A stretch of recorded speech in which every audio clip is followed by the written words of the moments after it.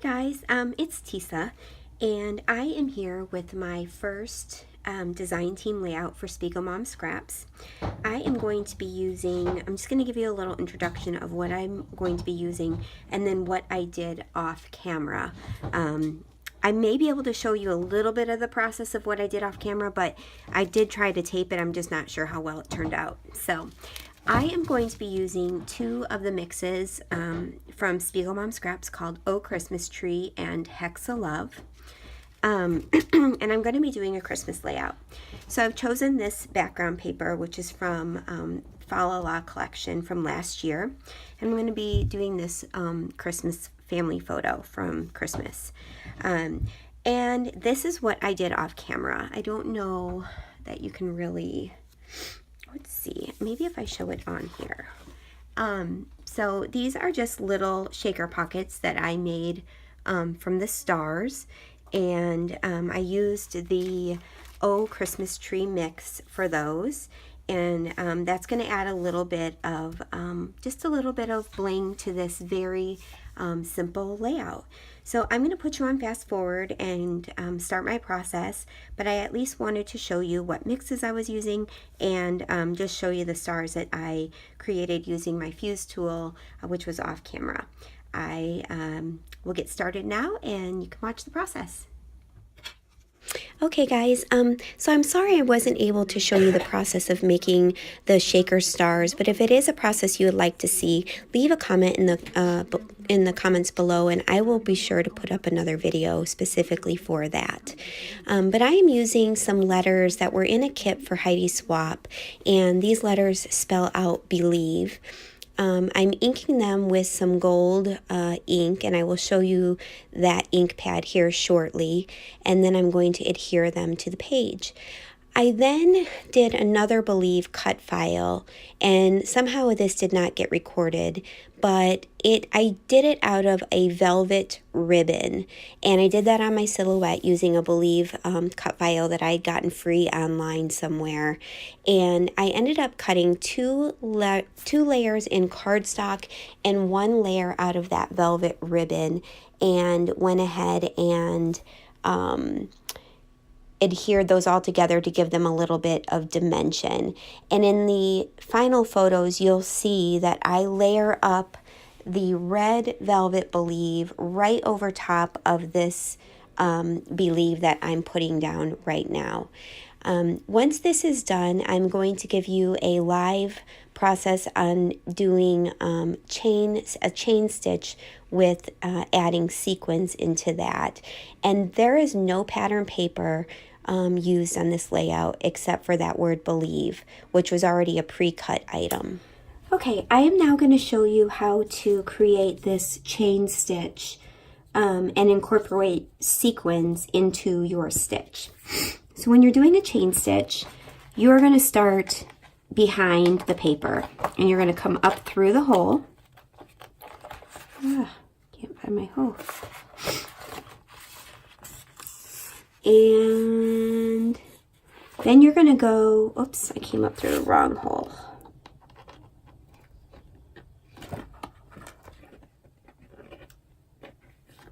There we go. Okay. Then I'm going to go back down through that same hole.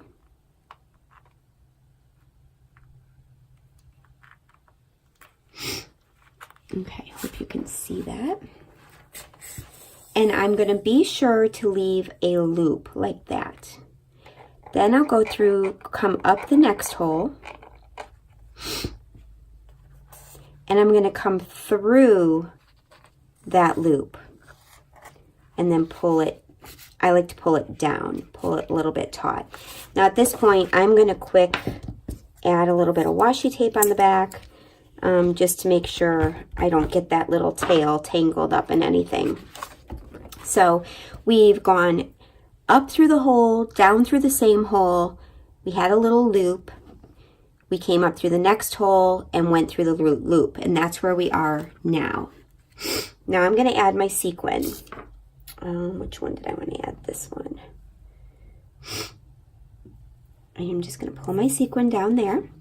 And again, I'm going to go through that sequin again, going through the same hole again, being sure to leave a loop, come back up through the next hole.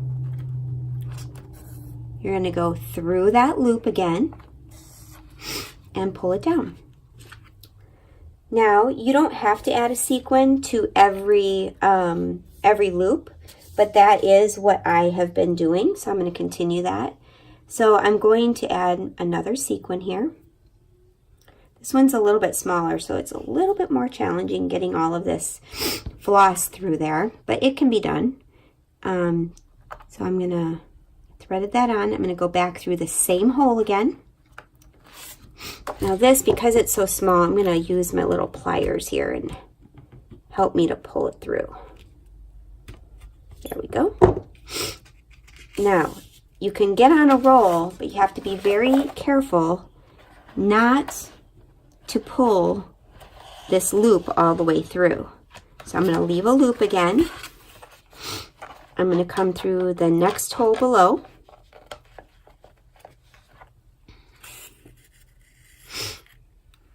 I like to make sure that loop is like untwisted. It makes it less bulky of a stitch. I'm going to go through that loop. Oops. Got my star caught.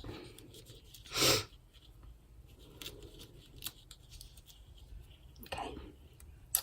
Okay, I'm going to pull that down again. I'm going to add on another sequin.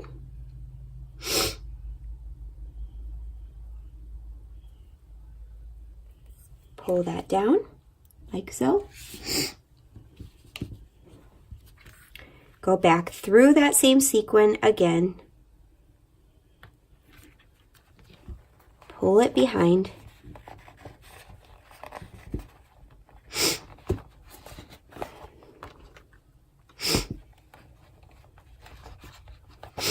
Use my pliers again.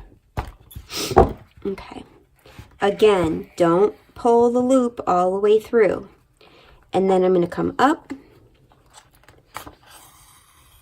through that loop again and pull, and I'm going to add one more sequin, and then I'm going to be done with this row.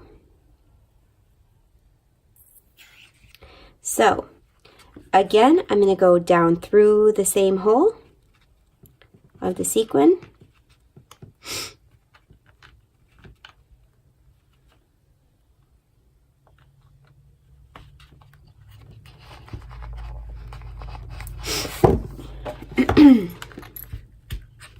There we go. Pull it so that the loop is still there. Come up through the next hole and pull it through. And that is going to be the end of my chain stitch for this row. And I'm just going to poke a hole back through and then tie it off in the back. So this is what it turned out like. That's a little short one. And I love the detail that it adds and the sparkle that it gives. And of course, those sequins are not going anywhere because they are all sewn in there. So I will be right back with the rest of my process of basically adding my photo, and we'll finish up there. All right, now the last part of my layout, I'm simply going to be placing my photo. I originally intended on putting the photo in the middle of the layout with another stitch to the left, but after I finished what I had done, I really liked the photo offset a bit, so that's where I end up placing it. And I'm not going to use any pattern paper to back it, and I'm just going to leave it as is. I do add an additional part of the title that says "It in Him," and I played around with placement of that. I kind of thought about putting it down lower on the page, but in the end I end up putting it up closer to the "Believe" because I felt like it just felt more cohesive that way. And then that was it. I hope you enjoyed this layout. Here's some still shots for you.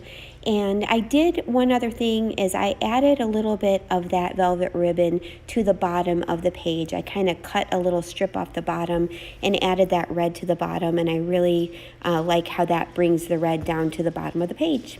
Thanks so much, and here's my code, TISA15, if you want to visit Spiegelmom Scraps and purchase some sequins. Have a great day. Bye.